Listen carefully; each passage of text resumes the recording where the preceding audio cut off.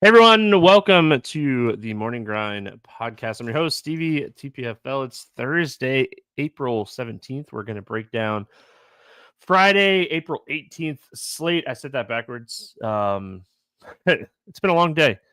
Glad that everyone's here to hang out and talk some baseball. But yeah, Thursday, it's a long day for me. I took the day off from betting and DFS and did some stuff I needed to do to get ready for this weekend for Easter with the kids, and it's just a long day. So hope everyone is having a fantastic Thursday night. What's up, chat? Yeezy, Todd, Derek.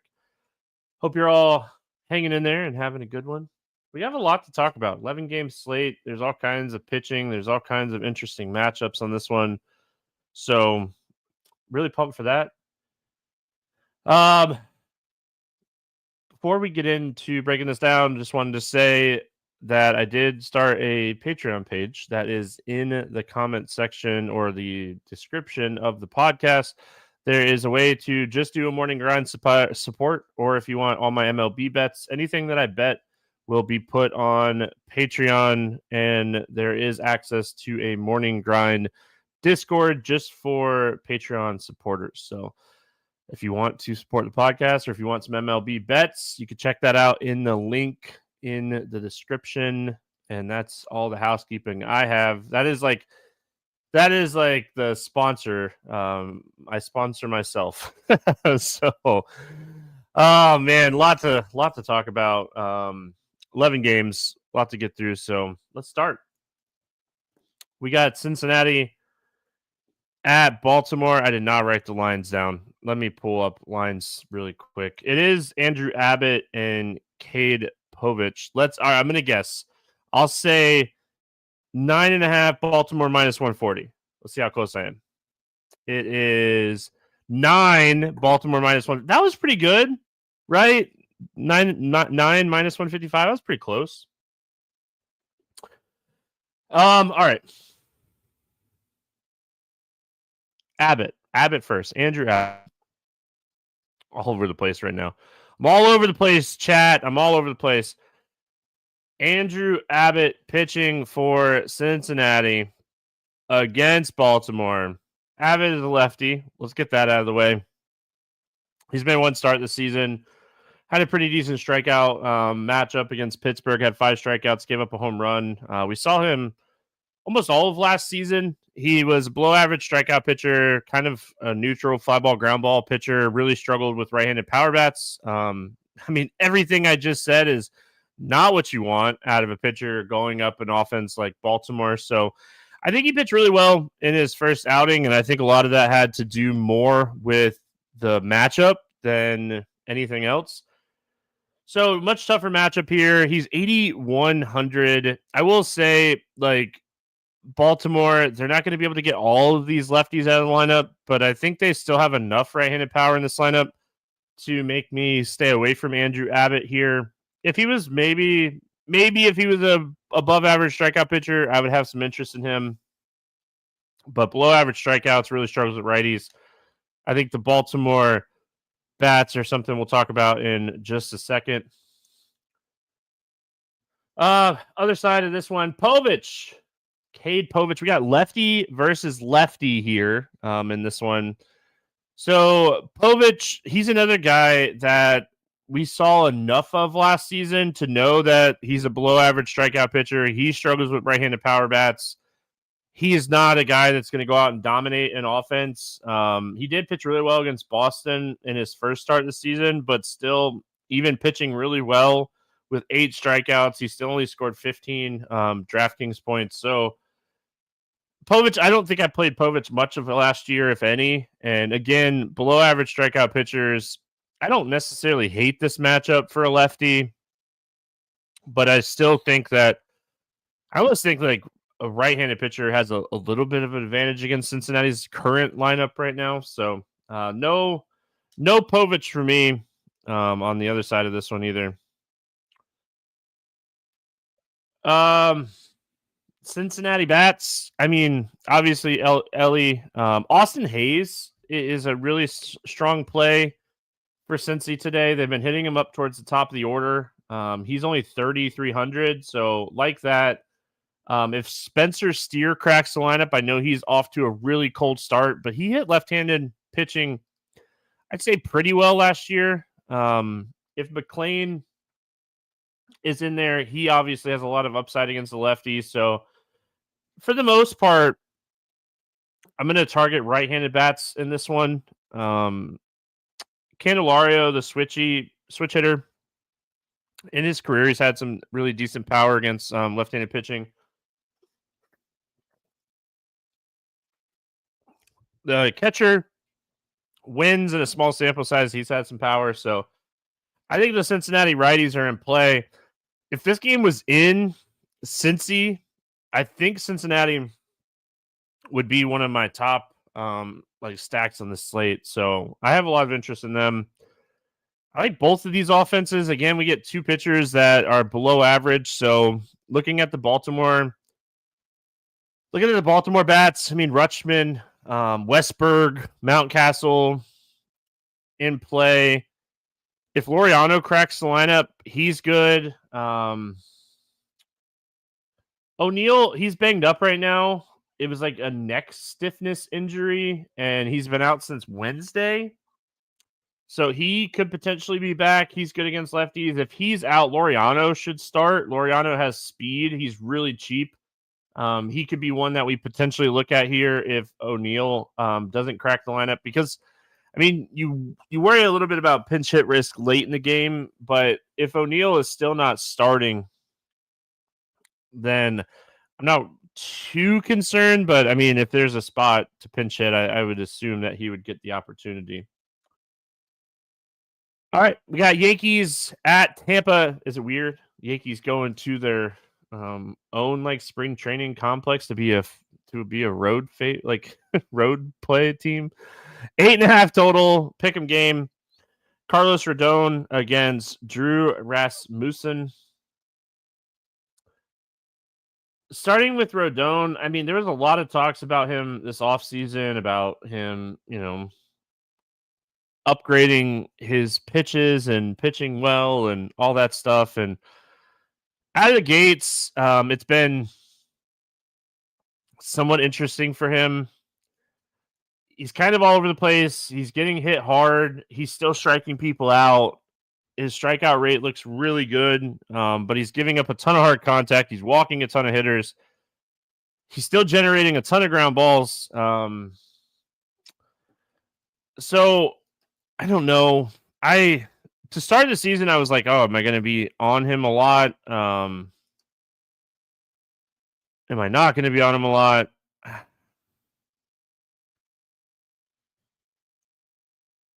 I don't know. My initial thought is I like this spot for him. I like lefties a lot more than righties against Tampa. I'd like the price tag for Rodon. So I think I'll have a little exposure to him.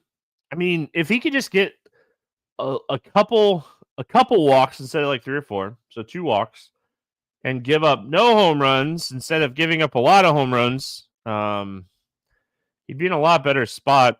And this lineup, again, like, they're not the best, and he can strike out righties just as well as he can strike out lefties because of his pitch mix. So I think if you have a ceiling Carlos Rodon game here, he can go 25 to 35 here at 8,200. So I want to play him a little bit in this matchup. Other side here, Rasmussen. We got to see him a little bit last year. This year so far, kind of the same thing. I mean, this guy seems to be a really solid strikeout pitcher. He throws a lot of strikes. He doesn't get hit very hard. He didn't get hit very hard last year. He's yet to give up a home run this year. My biggest concern is they really haven't been letting him go deep into games. I like the strikeout upside here. We know the Yankees are a boom-bust offense. We know that he can rack up strikeouts against this team. So I think he's in play for tournaments. I really wish he was going 95 pitches. I don't know if they'll extend him. I mean, really thought you would see him get extended from the Texas to Atlanta game.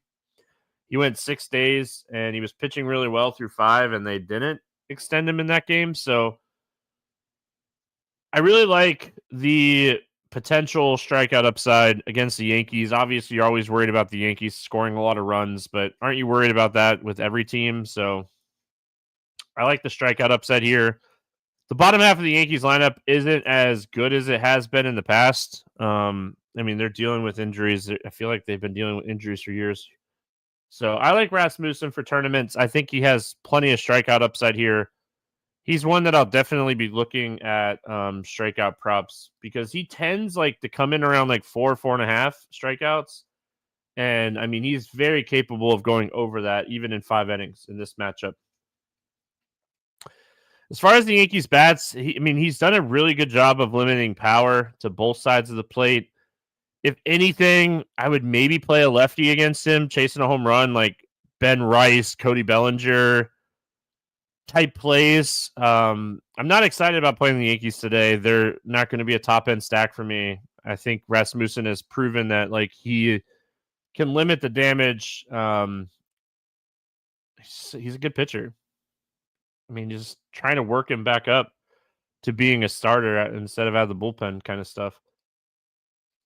Carlos Rodon's like issues with command always potentially put stacks in play, but I like this team a lot better against right-handed pitching. Diaz is always someone you can play against lefties. Jansen has a cheap catcher, but he's been he's not been great to start the season. Then you worry about pinch hit risk.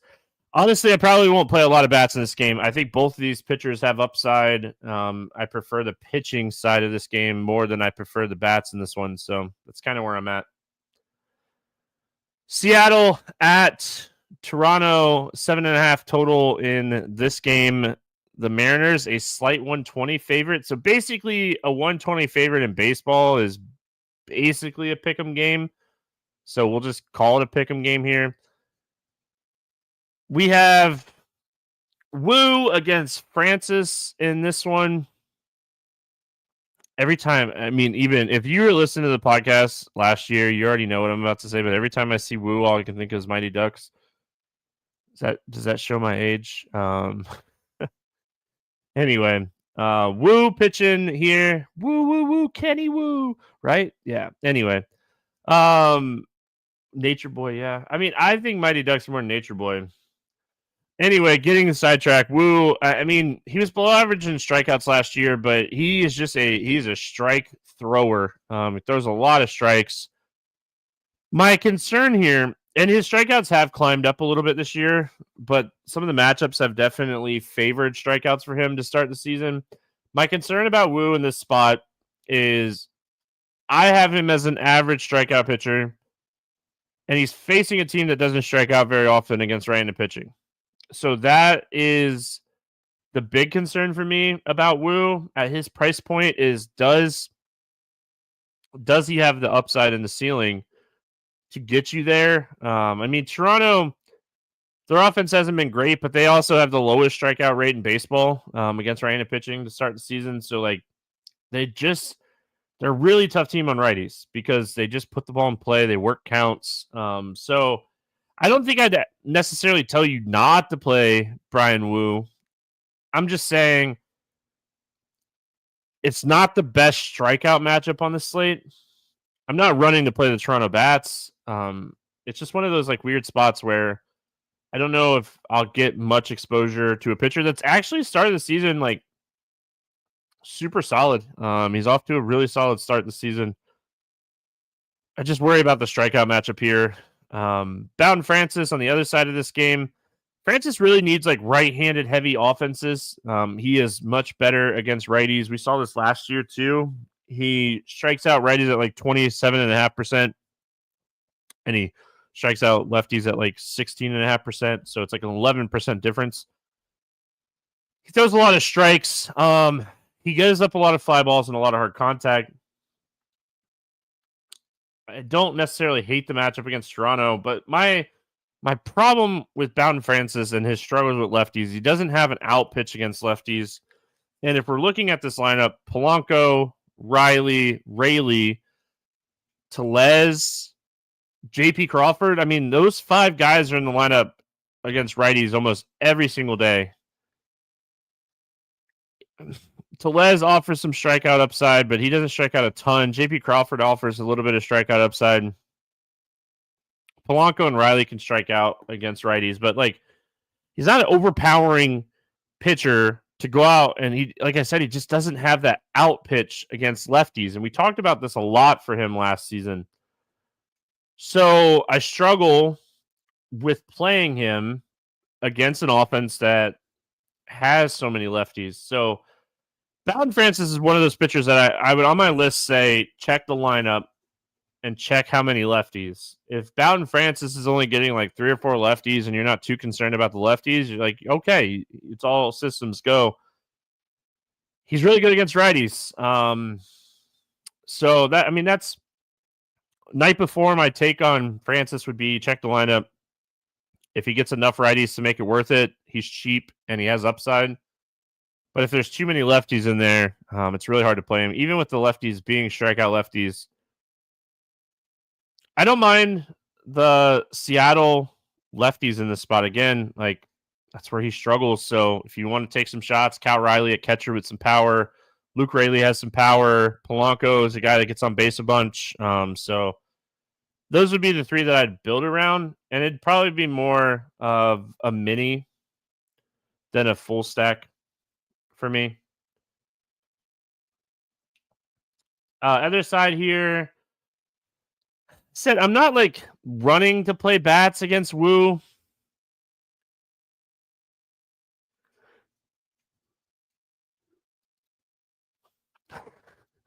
Anybody watches the NASCAR live shows, they're laughing right now as they're watching YouTube with me.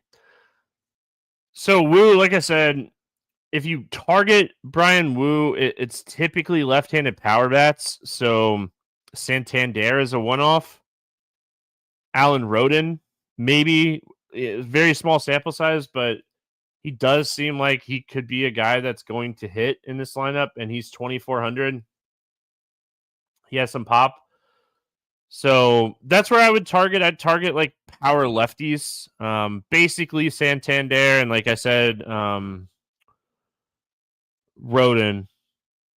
I'm writing. I didn't necessarily think about Rodin until now, and I'm just making sure I make a note of him because he's so cheap that he'd be like a one-off play that I'd leave in my pool on like 4 2-1s, and I'd get 5 to 15% on him just because he's so cheap.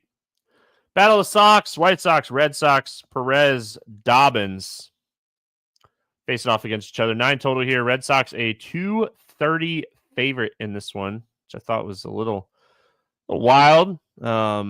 Makes sense though, right? At the end of the day, makes sense. All right, we got Martin Perez here first. I don't play Martin Perez. I know that he has not been awful to start the season. He had a really good game against Minnesota. But outside of that, I mean, the walks haven't been great. He is a below average strikeout pitcher. I know what his numbers are this year. I don't care. I know he's got a lot of swinging strikes. I don't care. He is a below average strikeout pitcher. Okay, I am going to quickly. I can't believe I'm doing this because I feel like it's a waste of time, but I'm going to do it to make sure I don't have to eat a sock. I'm going to look at Martin Perez really quick and see if he's added anything new this year. He's throwing his cutter a little bit more and his sinker less. It's not going to make him a better strikeout pitcher on the long term. His changeup has a 41% whiff rate right now, 34 last year, so that'll come down. His cutter has an 8% increase, but all the data looks the exact same from it. A lot of the X stats on his stuff look bad. I'm not believing in this Martin Perez yet. I'm not there. Said he's throwing his cutter more than his sinker. He threw his sinker a lot last year, and he's kind of switched the two. But his X stats on the pitches are very close to last year, so I'm not too concerned yet. Velocity is way down for him too. It's down like 2 miles an hour where it was last year. Listen, I don't want to play Martin Perez in this spot. Don't have to go on a long spiel about it. I knew that it was probably a waste of time looking it up, but I wanted to do my due diligence because that's what I do. What's up, Richie? Richie in chat, Dave in chat, D Johnson in chat. Chat, what's up, chat? Hunter Dobbins pitching for the Red Sox came into the season. He was a top 15 prospect for the Red Sox. I would say like average curveball, average slider. He throws this like, and it's really really weird. It's like a sweeping slider cutter. Like it's like he has these pitches where he mixes some stuff up. I don't know what to expect long term. I could see him surviving in the bigs and making it long term. He has some strikeout ability. He's really cheap, right? Like at 6,900, he's really cheap. He's facing a White Sox team that can strike out with the best of them. I mean, the White Sox have been a little bit pesky on right-handed pitching this year, but I still think it's a above average matchup. I mean, the stats say it's an above average matchup too.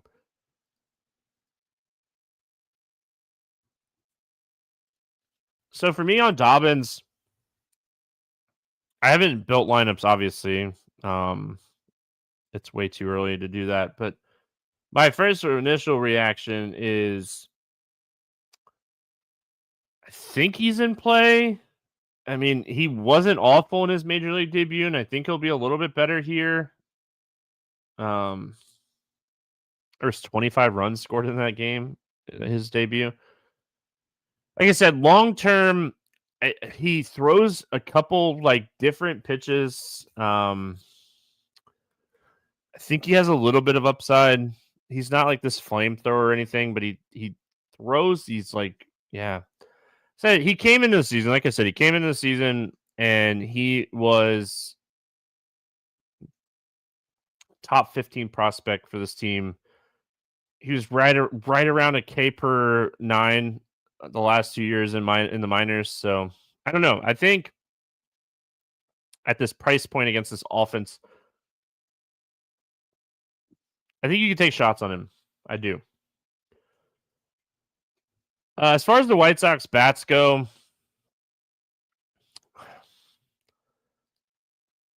I don't know.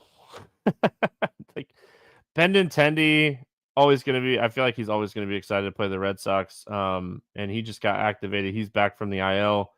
It gives him another left-handed bat in this lineup. Overall, it's just not a great offense.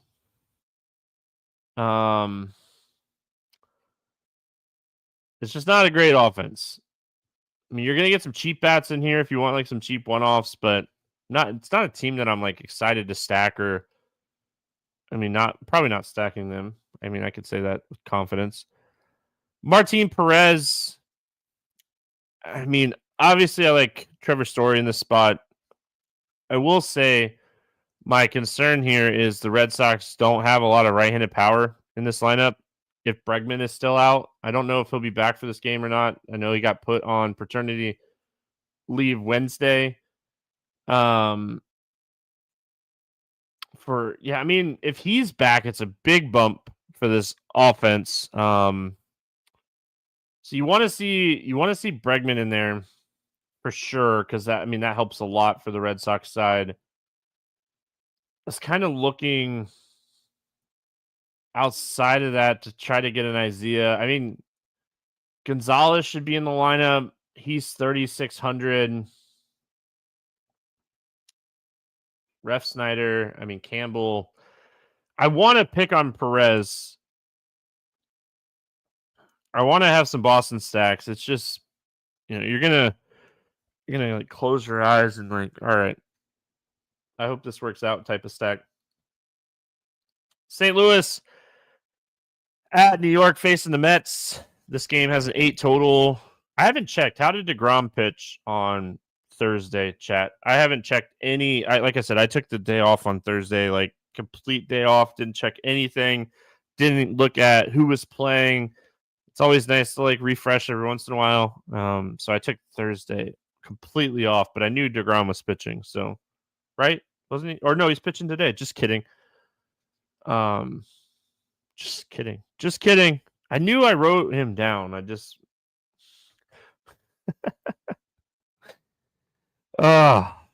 Cardinals, Mets, 8 total. Peterson and Mikolas. The Mets are 166 favorite.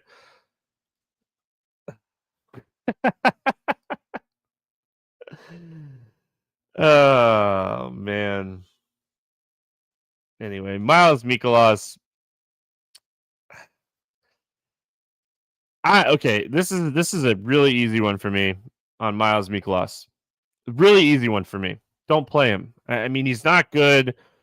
He came back from pitching overseas like 3 or 4 years ago and was throwing all this junk. And then, like, over the last 2 years, just been one of the most hittable pitchers in baseball. He has a well below average strikeout rate, and he's facing one of the top offenses in baseball. Don't play Miles Mikolas. I mean, it's as simple as that.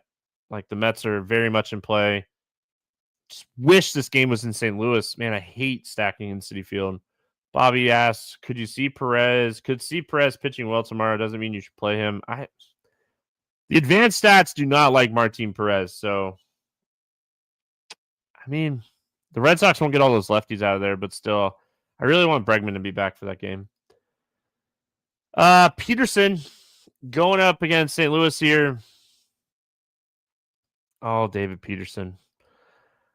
I play this guy more than I probably should. He struggles with right-handed power, and they have some right-handed power in this lineup with Walker, Contreras, Arenado. I'm a fan of, like, long-term fan of David Peterson. I don't know if today is the day to play David Peterson. If I will say he is still very elite against lefties. So if they leave in Nootbaar, Burleson, Donovan, I don't think Gorman would be in there. But Baker probably takes Burleson out of the lineup. So, like, they're going to be able to get enough righties in here. His strikeout rate dips so much. He throws a lot more balls. His command against righties is not as great. I don't think I want to play Peterson today unless this lineup just comes out and it's very left-handed heavy. He's so elite against lefties. 5 lefties might make me interested in Peterson. So it's another guy you got to kind of see what the lineup looks like. This is a 7:10 Eastern game, so we should have the lineup pretty early on this one. It's just, yeah, I mean, we'll see how it shakes out, but it definitely, if they have all the righties in there, don't like it as much. As far as St. Louis, I mean, I like the right-handed power bats. Like I said, Peterson, when he struggles, it's right-handed power. Contreras, Arenado, Bucker, Luke and Baker has, since he got called up. I feel like I'm missing somebody. Wynn, isn't he good against lefties? Didn't I say Wynn the other day? He's on the IL. Okay. I remember saying him, but yeah, he's on the IL. As far as the Mets bats go, load them up. I mean, Miles Mikolas is not good at throwing baseballs past people. I will say that Mikolas in this ballpark generating ground balls maybe okay, but I think the Mets are going to score in bunches on Mikolas. I can't believe this guy is still throwing baseballs in the majors. Minnesota at Atlanta, 8.5 total in this game. Braves are 135 favorite. We got Paddock and Elder facing off against each other in this one. Man. So first look on this one, Paddock.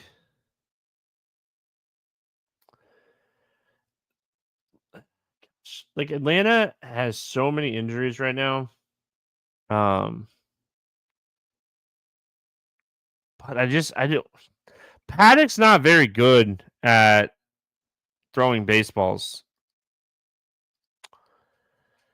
So I mean, that's my initial thought is like Paddock below average strikeouts. His command has been atrociously bad. There was a time that Chris Paddock was like a huge prospect and was going to be this guy that was just going to be excellent. I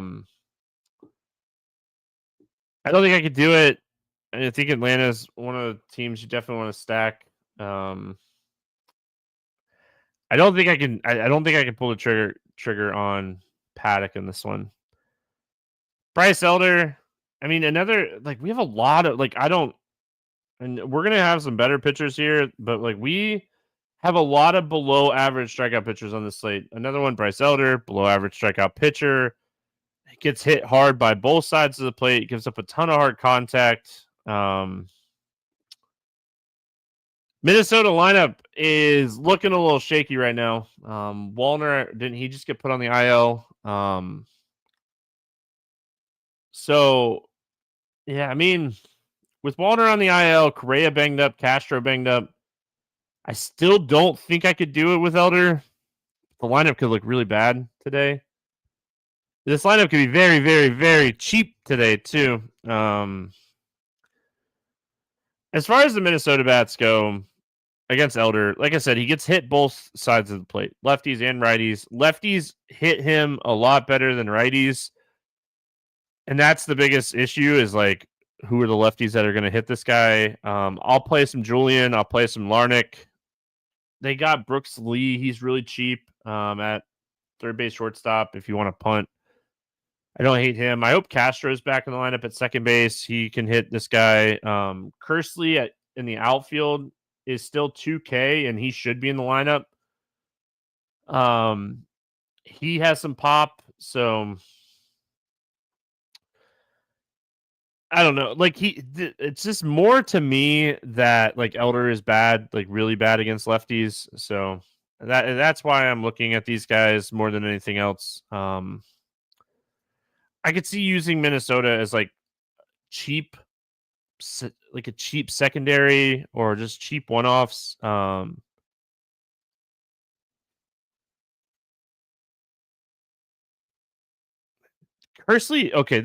Kersley doesn't necessarily have a ton of power, but he's fast. I had to look it up because I couldn't remember. But Kersley at 2K, if he cracks the lineup, like this is a guy that in the last 4 seasons of in being in the triples, he's had at least 35 or 30 stolen bases in all three. Or he did have 35 the year. Like, yeah, he's had 36 or more in AAA or in the minors the last 4 years. So 2K cheapy. Don't hate that. If he cracks, he should crack the lineup too, with Wallner being out now too. The Atlanta side, Paddock, hittable. Austin Riley, he remembered how to hit baseballs. That's good. He has 3 home runs over the last 3 games. So that's good to see him starting to hit. We know Olsen's going to eventually start to hit too. We know the Braves are going to start to hit. If Ozuna's out, the cheap becomes a lot cheaper. The stack becomes a lot cheaper. Sean Murphy, since getting back from the IL, he's just crushed. So I think this is a spot that we're definitely looking at the Braves today against Paddock. All right, we got the Dodgers at the Rangers. Yamamoto against DeGrom. 8 total in this game. Dodgers are 142 favorite. We'll go to Yamamoto first, and then we'll talk about my boy DeGrom.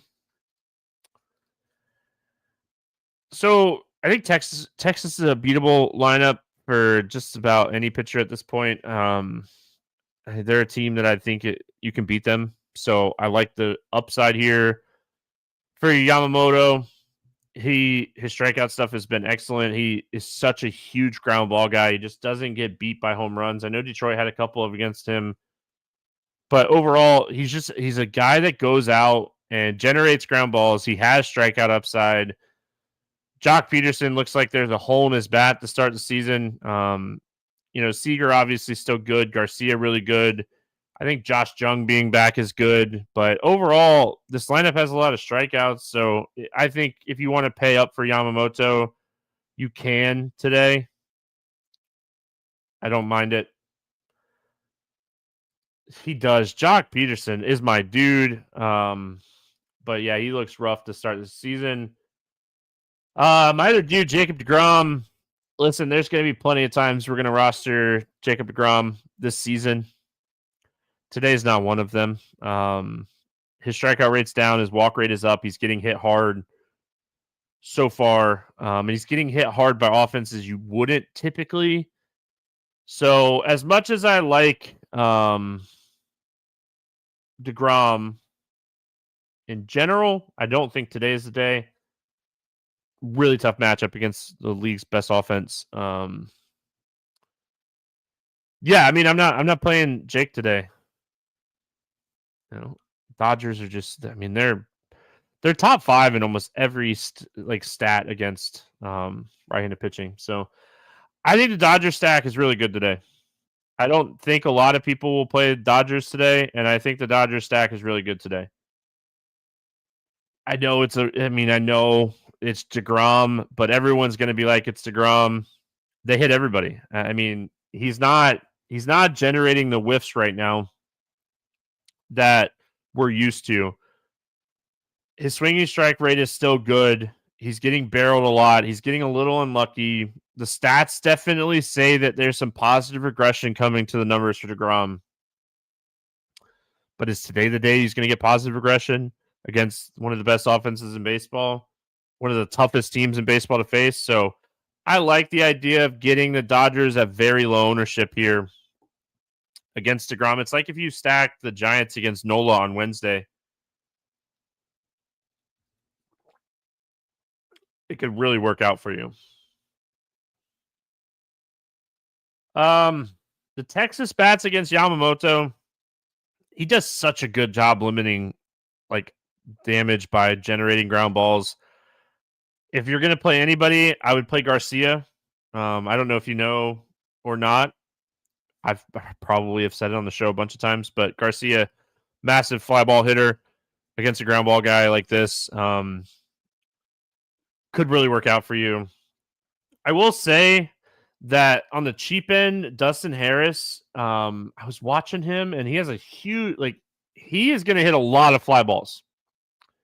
So I don't know if this is the spot you want to play him against Yamamoto, but Dustin Harris is going to hit a lot of fly balls this year. San Diego at Houston, 9 total in this game. The Astros, a 135 favorite. Hart and Gusto facing off against each other here. Kyle Hart, not Kevin Hart. Silly chat. Gotta have some fun, right? So Kyle Hart, lefty against this team. I mean, listen, we played a lot of pitchers against this team. They need to move the Rockies to another city. Yeah, right. The whole draw of the Rockies is like playing in that ballpark. We haven't seen Kyle Hart pitch in the big since 2020 with the Red Sox. When we did see him pitch in the majors, it was very small sample size, but he is a below average strikeout pitcher. So that is obviously the first concern when you're looking at him in this spot. We don't want low strikeout pitchers against Houston. The other thing, Houston is a very right-handed offense. So the fact that they get a lefty, they're going to have all these righties in the lineup. So I don't like this spot for Kyle Hart. Below average strikeout pitcher. Don't like it. So Ryan Gusto, so he was kind of working in this long relief role through 72 pitches last time. I expect him to probably be in the 75-ish range here if he can make it that long. But from what we've seen so far from Gusto, his name, is he's going to have a little bit of strikeout ability, but I don't know how much I really want to believe in this guy. He wasn't a huge prospect. Like, he's in the top 25 prospects for this team, but he doesn't have like this big, like, electric stuff. He does have like the ability to get up to like 96 to 97, 98. But yeah, I mean, overall, from what I've seen so far, I'm not like scared of him. And the Padres are such a low strikeout offense. I think this is a spot he could get hit. So I want to play the Padres here. I mean, my initial reaction is play the Padres, not play Gusto, even though his name is awesome. As far as the bats, they're very right-handed heavy. That's the only thing that concerns me. Like, it's such a small sample size, but he has been really good against righties. Just gives up a lot of fly balls, but his swinging strike rate and his whiff stuff against righties looks so good. Yeah, I mean, for me, I think it's just a stack spot for the Padres. I don't think you're like going to play one-offs or anything. I think you're just looking at a full stack here if you're going to play the Padres. I really like the Houston side of this game. I like the Padres, or not the Padres. I do like the Padres, but I like the Astros a lot more. They're right-handed heavy. You know, we talk about this all the time. You want to play like strong right-handed pitchers against this offense. And the fact that like we get a bad lefty against a team that probably hits 9 righties, like, just load them up. I mean, Altuve, Pena, Paredes, Walker. We know Christian Walker can hit lefties. Diaz, if he catches. Rogers, who came over from the Rockies, has always been good against lefties. So, yeah, I mean, load up Houston in this spot. I think this is a good spot for them. You get some really cheap bats here. I don't mind going Alvarez, too, lefty, and just playing him because I don't know if a lot of people will play him because he's so expensive and it's lefty. So, the rest of the stack is so cheap that it's not hard to get him in there. Athletics at Milwaukee, 7.5 total in this game. Brewers a 162 favorite. We got Ginn against Peralta. JT Ginn first here. He pitched last time out against the Mets, and stacking Houston without Jordan gets you 3 outfielders. Yeah, I mean, I get it. I think he'll be low enough owned here that it's worth like having him in your stacks more than anything else. So again, we saw him a little bit last season. Not a ton. Just trying to get his I was trying to get his page pulled up really quick because I don't remember him enough. So last year we saw him a little bit below average strikeout pitcher. Looks like he is solid against righties, 65 ISO, 262 WOBA against 67 righties last year. A lot of hard contact, good swinging strike rate, good whiff rate against righties, really struggles against lefties. That's probably going to be a problem against Milwaukee. I think they'll have enough lefties in this lineup to make that a problem. He's really cheap. He's cheap. I think I'd prefer Dobbins in the same price range. I mean, I think they're going to have 5 to 6 lefties in this lineup, and the righties are good righties. So probably going to pass on him. I do think like he's going to have some strikeout upside. Looking at his numbers against righties, like if he can strike out a couple of these lefties and not get blown up in the spot, I think he could have a really solid game. If you're an MME player, like if you're playing 150 on this slate, I don't think he's the craziest large field tournament like dart throw. Other side here, Freddie Peralta. Listen, I think Freddie Peralta is one of the better strikeout pitchers in baseball. Continues to have a 27+% strikeout rate. this season he's sitting around almost a 34.5% whiff rate.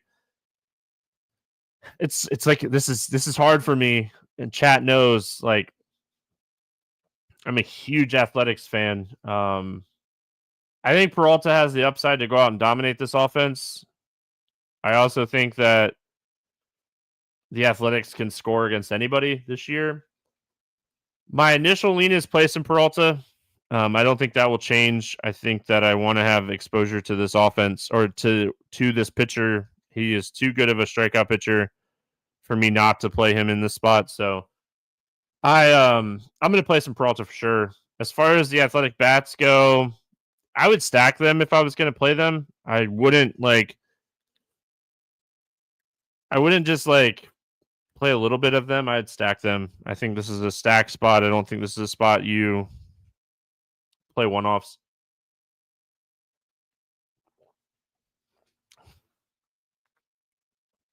Milwaukee bats. See, this is where it's interesting because he's so good against righties, but it looks like he's going to struggle against lefties. So do we just keep playing Milwaukee? Like, they haven't been as fun this year as they have been last year, but I am wearing a Milwaukee minor league hat today, so maybe we stack them up a little bit.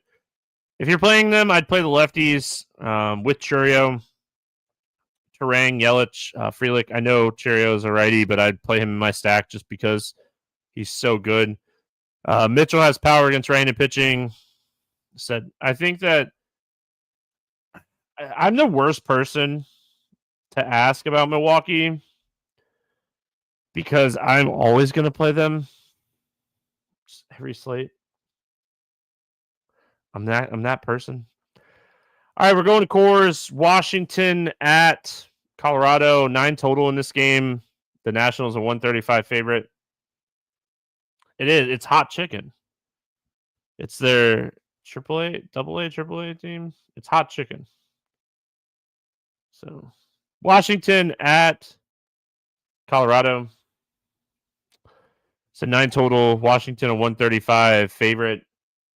Gore against Dollander. Oh, Mackenzie Gore is either going to be really good for me today or really bad. I think Mackenzie Gore is way too cheap for this matchup. I don't want to jinx him, but the walks are down right now. The command looks good. He's just a guy that can go out and get 7+ strikeouts in any matchup. You always worry about the command and the walks.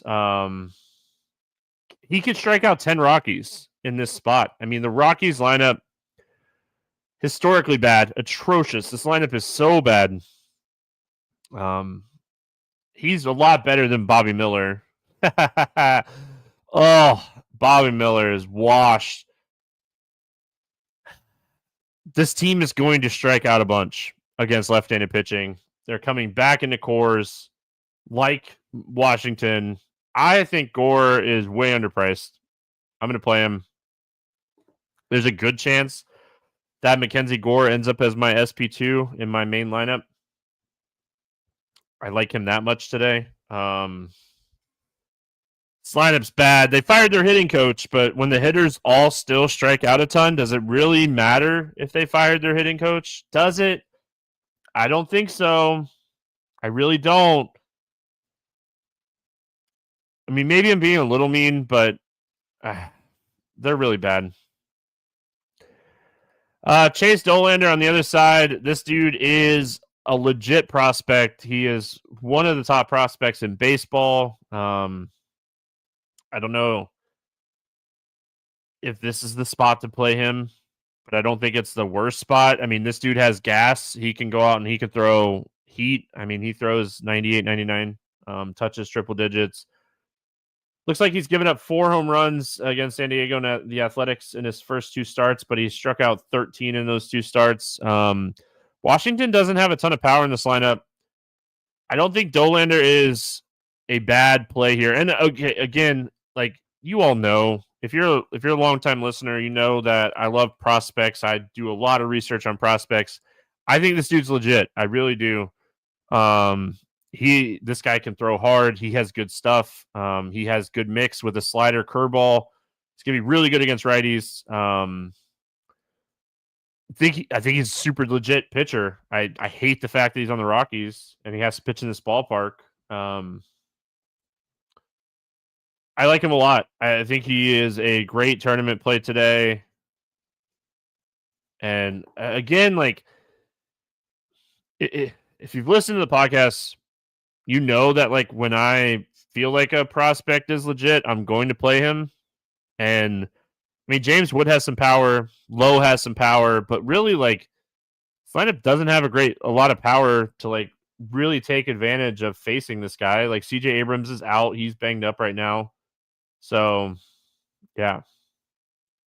I don't really love the Washington bats. I will say I'll probably chase like a home run with like Wood. He's just really expensive. So like if I don't get to him, I don't get to him. I'm okay with it. It's so weird that like my initial reaction is play the pitchers in this game, not the hitters. So all right, moving on. Oh no, the Rockies bats. Hey, don't play them. They're awful. Goodman, Taglia. Those guys you could play. Are they both still cheap enough to play? Goodman's 4,200, not bad. Taglia is 38. Tovar, if he was playing, but I don't think he plays. He's dealing with a hip injury. I don't think he has a home run to start the season. So I probably don't get to him either. I mean, I like the pitchers in this game. It's really weird when you're like sitting here going, "Oh, I want to play pitchers in cores." I will say, like, check your books. I live in Florida, so I only have access to Hard Rock, and I saw like 9.5 on some books this game. If you have a 9.5, I would bet the under in this game. My line currently right now is 8.5, and I don't think I can pull the trigger on that. Yeah.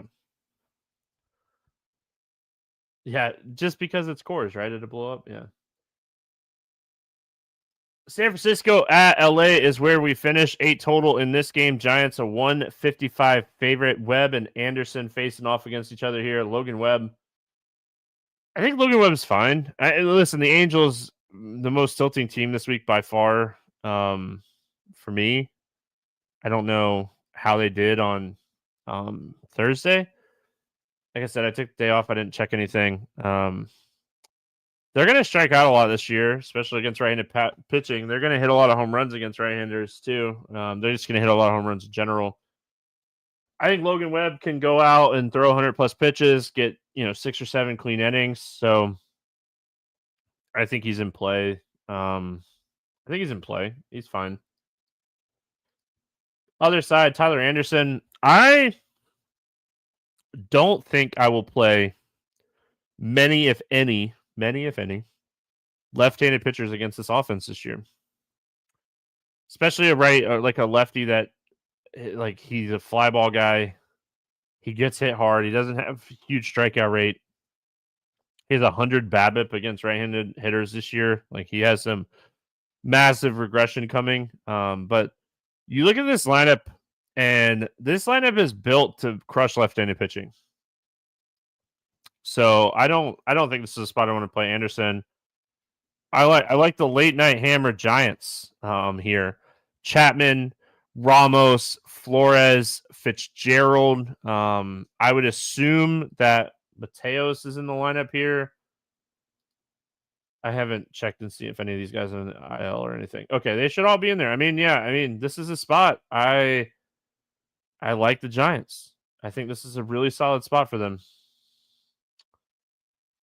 Angels, like if you've been burned a lot by the Angels this week, you can just say, "Hey, I'm gonna play some Angels." I don't play enough teams to be like I'm gonna play Angels in this spot, so I'm out. I think I'm out on the Angels today. Probably regret it. think that's it, right? Yeah, it's last game. All right. Morning grind game. If you haven't already, man, I'm all over the place. I'm reading chat. I'm like looking at something over here. I'm all over the place. Sorry. If you haven't already, make sure you subscribe to the Roto Grinders Morning Grind YouTube page. Turn on notifications. That helps support the show. There is a Patreon that you can sign up for that supports the show. And if you want to pay the extra to get my MLB bets, I'll be posting all my MLB bets that I make daily over there. So 3-4 days a week typically. I think I said on there that I would give out at least 10 and way over that already through like 1 or 2 days. So there'll be plenty of MLB bets over there. All the bets that I give out are ones that I have personally already bet. Under 8K to get 6 or more strikeouts. I did not write these answers down today. There's a lot of them, but I have to go with my guy, Mackenzie Gore. Right? Yeah, I mean, I'm all aboard the Gore train on the slate. Over 8K to score over 8K to score under 15. My bust today. I'm going Jacob deGrom. That is really hard for me to say. I'm a huge deGrom fan. Don't think this is the spot for him today. Over 4K to hit a home run. We have a lot of them today. I'm going to go, I feel like this is a little off the board, and this guy is expensive, and I don't think a lot of people will play him. So give me Matt McClain from the Reds. Under 4K to score 10 or more DraftKings points. Who do we got down here that we like? Oh, we like him. Oh, I like him. Oh, right there. There's my guy, Wilmer Flores, Giants. 6 home runs already? When did Wilmer Flores get to 6 home runs? He hit a lot of them early, right? Yeah. Oh, it's a good spot for him. He's gonna get it going. Stack to score 6 or more runs. I mean, there's quite a few stacks that I like today for sure. But keep going back to this Houston stack. I keep going back to this Houston stack. So I'm going to go Houston scores 6 or more runs today. I think it's a really, really good spot for them. Just in general here. All right. Oh, 3-pick parlay. Let me pull up. I already have this. I just got to pull it up. I already did this one. All right, 3-pick parlay for today. Hopefully these odds haven't changed. I did this right before the podcast. It is plus 447.